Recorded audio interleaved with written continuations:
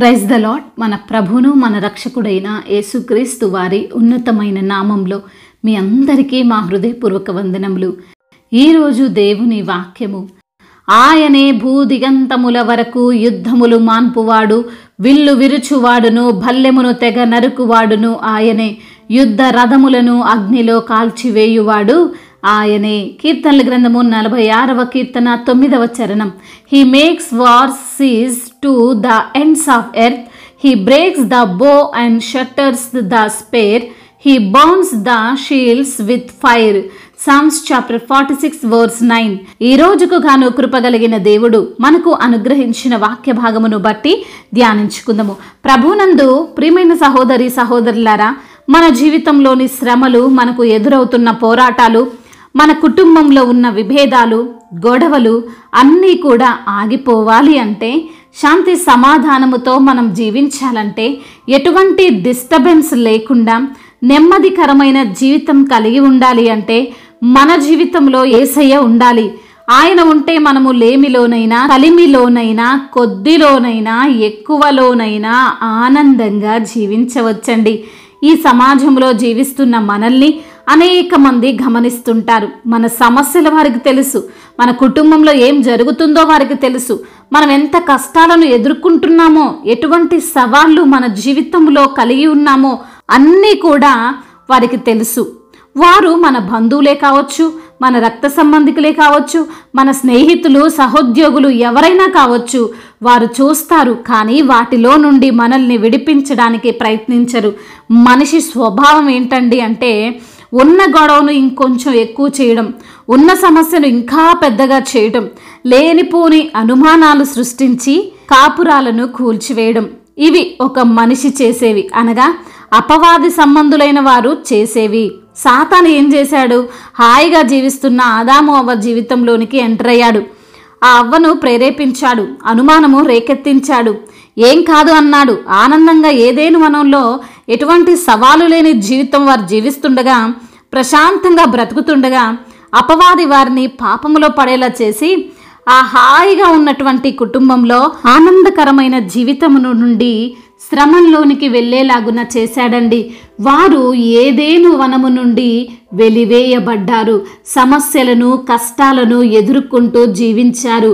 అపవాది యొక్క ఆలోచన, వాని ప్రణాళికనే మనము సంతోషంగా జీవించకూడదు అని, నెమ్మదిగా బ్రతకకూడదని, వాడు జీవపు డంబాన్ని కలుగజేసి ఈ లోకాశలను మనకి పుట్టించి నిత్యము ఏదో ఒక తలంపు ద్వారా, ఏదో ఒక సమస్య ద్వారా, దేనినో ఛేదించడం ద్వారా మనము శాంతి సమాధానాలను లేకుండా ఉండాలి అనే వాడు చూస్తాడు. ఈరోజు నీ ఇంట్లో, నీ ఉద్యోగంలో, నీ వ్యాపారములో, నీ దాంపత్య జీవితంలో నీవు సమస్యలను ఎదుర్కొంటున్నావేమో, యుద్ధములు చూస్తున్నావేమో, నమ్మక ద్రోహాలు, అవమానాలు నీవు ఎదుర్కొంటున్నావేమో.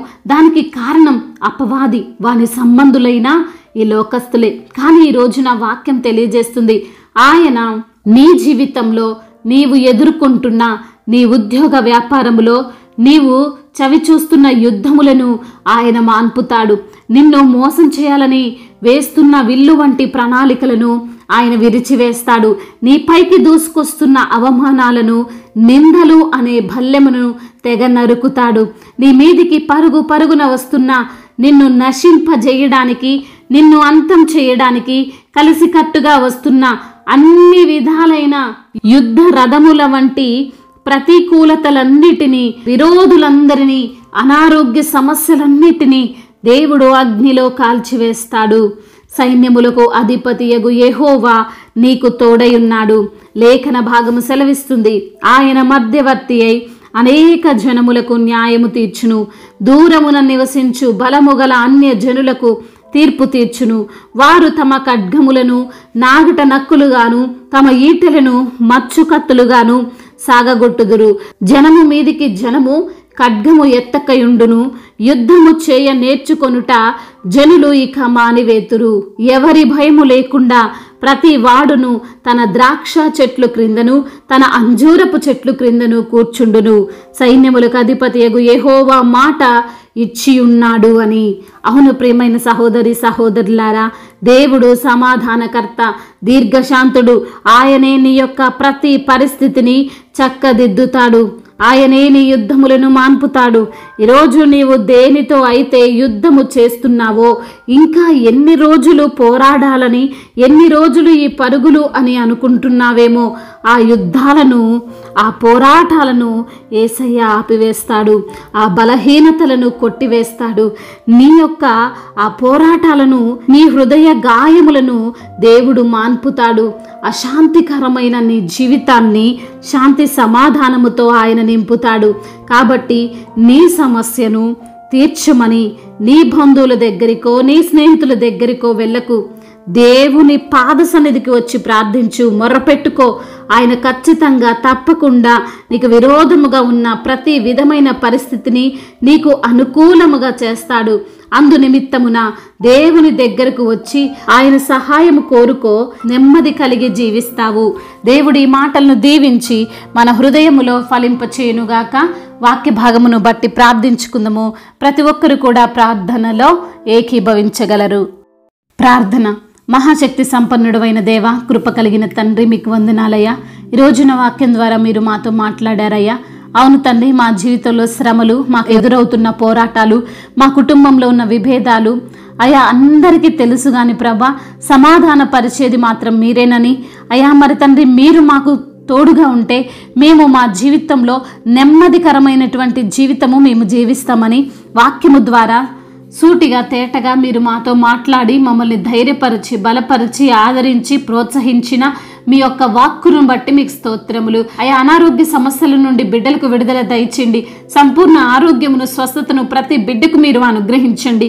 అవును తండ్రి, స్వస్థపరిచే దేవుడవు నీవే అయా. మరణాన్ని కూడా జీవముగా మార్చగలిగే శక్తి గలవాడవు తండ్రి. అయా, మీ అందు నమ్మిక ఉంచుతుండగా అద్భుతాలను బిడ్డల జీవితంలో మీరు జరిగించండి. అప్పుల ఊబిలో నుండి బిడ్డలకు విడుదల దయచేయండి. ఆర్థిక సమస్యల నుండి విడిపించండి. కుటుంబ సమస్యలు, కుటుంబ కలహాలు, భార్యాభర్తల మధ్య విభేదాలు, ఇరుగు పొరుగు వారి మధ్య విభేదాలు అయ్యా ఏవైనా ఉంటే వాటన్నిటి నుంచి విడుదల దయచేయమని వేడుకుంటున్నాం. అదేవిధంగా చిన్న బిడ్డలను కాచి కాపాడండి. యవన బిడ్డలకు మీరు తోడుగా ఉండండి. అదేవిధంగా నా తండ్రి, గేమ్స్కి ఎడిక్ట్ అయిపోయి జీవితాన్ని పతనం చేసుకున్న ప్రతి బిడ్డతో మీరు మాట్లాడండి. మీ యందు భయభక్తులు కలిగినటువంటి బిడ్డలుగా ప్రతి యవ్వన బిడ్డను మీ కొరకు నిలవబెట్టుకోమని వేడుకుంటున్నాం తండ్రి. రక్షణ లేని వారందరికీ రక్షణ దయచేయండి. మారు మనసు లేని బిడ్డలందరికీ తండ్రి మారు మనసును దయచేయండి. అదేవిధంగా తండ్రి, కోర్టు సమస్యల నుంచి విడుదల దయచేయండి. భూ తగాదా సమస్యల నుంచి విడుదల దయచేయండి.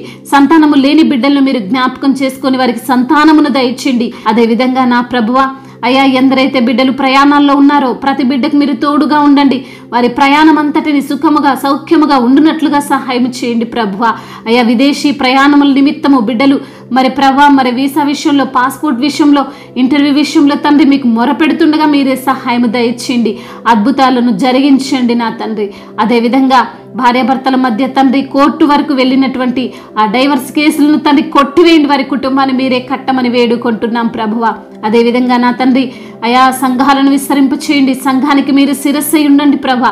దైవజనులందరికీ మీరు తోడుగా ఉండండి అయ్యా. వారు చేసే అయా పరిచర్య నూరంతల ప్రతిఫలముతో నింపబడినట్లుగా సహాయము దయచేయండి తండ్రి. అయా పరిచర్యను నూరంతల ప్రతిఫలముతో నింపండి ప్రభా. అయా మరి తండ్రి, మీరే మీ ఆత్మ చేత నడిపించమని బ్రతిమిలాడుకుంటున్నాం తండ్రి. అదేవిధంగా బిజినెస్ చేస్తున్న వారిని దీవించండి అయ్యా. ఎటువంటి నష్టాలు వారికి కలగకుండా మీ యొక్క సహాయము దయచేయండి అయా. నిశ్చయముగా నీ చేతుల కష్టార్జితం నీవు అనుభవించదవన్న వాగ్దానము అయా ప్రతి బిడ్డ జీవితంలో నెరవేర్చమని వేడుకుంటున్నాము తండ్రి. అదేవిధంగా ఇతర దేశాల్లో ఉంటున్న ప్రతి బిడ్డకు మీరు తోడుగా ఉండండి. కుటుంబాన్ని విడిచిపెట్టి ఒంటరిగా బిడ్డలు జీవిస్తుండగా ప్రభా, ఒంటరి అయిన వాడు 1000 మంది అగునంటున్నావు తండ్రి. అటు బలాన్ని, అటు జ్ఞానాన్ని, అటు శక్తిని బిడ్డలకు నింపమని వేడుకుంటున్నాం తండ్రి. అదేవిధంగా నా ప్రభువా అయా, గర్భిణీ స్త్రీలను దీవించండి. తల్లి బిడ్డలకు క్షేమాన్ని దయచేయండి. ఇప్పుడే పుట్టిన చిన్న బిడ్డలను మీరు కాచి కాపాడండి. ఎటువంటి అనారోగ్యము బిడ్డలకు తండ్రి రాకుండా మీ యొక్క కాపుదల దయచేయమని బ్రతిమిలాడుకుంటున్నాం తండ్రి. అయా, ఇంకా ఎందరైతే బిడ్డలు శ్రమలలో, ఇరుకులలో, ఇబ్బందుల్లో ఉన్నారో, వేదనతో ఉన్నారో, కృంగిపోతున్న స్థితిలో, నలిగిపోతున్న స్థితిలో అయా మరి గాయపరచబడి ఉన్నారో ప్రభా, ప్రతి బిడ్డకు ఓదార్పును దయచేయండి. కన్నీటిని తుడిచివేసి నాట్యముగా మార్చమని బ్రతిమిలాడుకుంటున్నాం ప్రభువా. విధవరాల పక్షాన న్యాయమును తీర్చండి. అనాథలను, అభాగ్యులను ఆదుకునే దేవుడవు అయ్యా మీరే న్యాయకర్తవైన దేవుడవు తండ్రి. ప్రతి బిడ్డకు తండ్రి మీ న్యాయమును జరిగించమని బ్రతిమిలాడుకుంటూ తండ్రి ఇంతవరకు చేసిన ప్రార్థన అంతటిని మీ పాద సన్నిధిన చేర్చుకోమని మనాథుడు సర్వశక్తిమంతుడు సర్వాధికారి అయిన నజరేయుడైన యేసుక్రీస్తు వారి శక్తి కలిగిన నామంలో ఈ ప్రార్థనను అడిగి వేడుకొని పొందుకొని ఉన్నాము మా ప్రియ పరలోకపు తండ్రి. ఆమేన్. ఈరోజు పెళ్లి రోజు మరియు పుట్టినరోజు జరుపుకున్న వారందరినీ దేవుడు దీవించి సకల మేలులతో ఆశీర్వాదములతో కృపాక్షేమములతో శాంతి సమాధానముతో దేవుడు మిమ్మల్ని నింపునుగాక. మీ యొక్క ప్రార్థన అవసరతలను మాకు తెలియజేయగలరు. మీ కొరకు మేము తప్పక ప్రార్థిస్తాము. మొదటిసారిగా మన యొక్క ఆదరణ వాక్యం చూస్తున్నట్లయితే తప్పకుండా సబ్స్క్రైబ్ చేసుకోగలరు. ఈ వాక్యం మీకు ఆశీర్వాదకరంగా ఉండినట్లయితే అనేకులకు కూడా ఈ వాక్యాన్ని పంపి మీరు కూడా దేవుని యొక్క రాజ్య సువార్తలో పాలిభాగస్తులు కావాలని దేవుని పేరట మనవి చేసుకుంటున్నాను. May God bless you all. దేవుడు మిమ్మల్ని దీవించి బలపరిచి స్థిరపరచునుగాక.